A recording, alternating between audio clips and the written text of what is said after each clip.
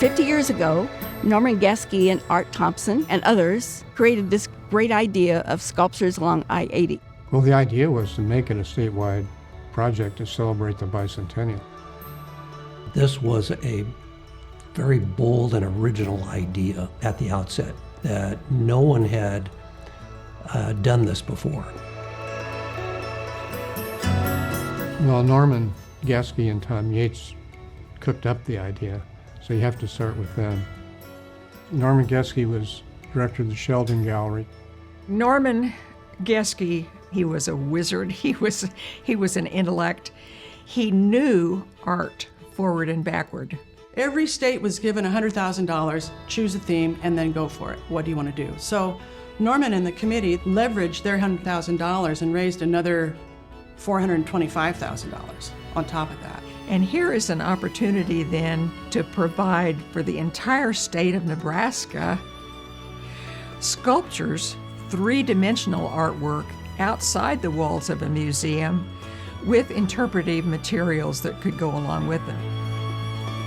Norman called all of his contacts in New York and on the coast and Midwest and told them this would be happening. And there were 121 applications to do this. They had the best contemporary sculptors of the time create ideas, and then they sorted through all those and picked 10 that they wanted to represent, and then there were 8 finally selected. None of us had any idea of what we were really getting into. Well, there was a lot of controversy. As soon as we released images of what they'd look like, the controversy began to bubble.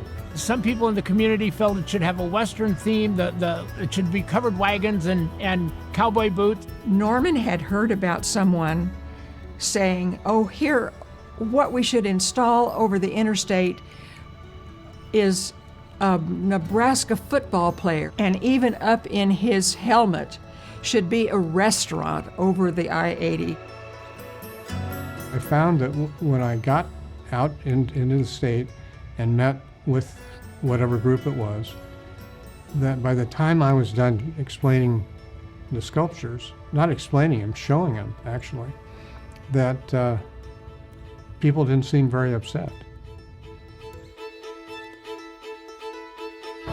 The component, I think, of this I-80 sculpture that was so dramatically significant was each of those artists went into a community artist in residence program. All the artists went and lived in the communities that they installed their sculpture with, and so Paul lived in Seward and was very, very humble and very kind and very insightful. He had all kinds of ideas of other things that he wanted to do in Seward.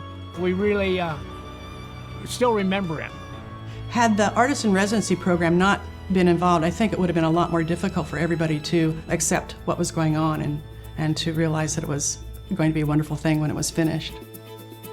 Here's contemporary sculpture that you can look at, you can observe, you can feel, you can read about, you can have an interpretive experience learning about those pieces of sculpture. Nebraska's Bicentennial project is the only one still in existence because all of the other states did festivals or they did projects which were legitimate at the time, but none of them had the long-lasting impact or the forward thinking of Nebraska's. This project is significant nationally because of the process and the program that Norman and Tom Yates and the committee put into place. It was unique in the history of our country. 7 of the 8 original sculptures are still around and very vibrant and part of Nebraska. They still talk about them, but there's another whole new generation that needs to be educated about them. As we were working on this project, we really wanted to bring these sculptures into the 21st century and to experience the sculptures even if they couldn't visit the rest areas. One of the sculptures, Roadway Confluence, actually no longer exists, unfortunately. We worked with the Johnny Carson Center for Emerging Media to create an augmented reality version of that sculpture. The main idea is to be able to share these sculptures with anyone, wherever they are in the world. The job of the Arts Council is to conserve these beautiful pieces. But it was pretty clear as soon as we started the project that the real impact of the I-80 sculpture project was all of the public art that proliferated afterwards.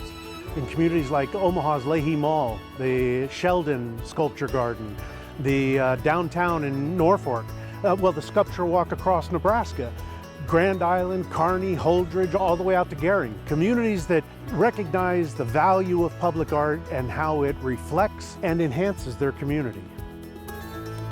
It just proves to me that we all have to work together to get things done. And it's not all a singular approach. There is a community here of art and a community of people who appreciate art. And it shows, it's reflected in how we present ourselves with the I-80 project.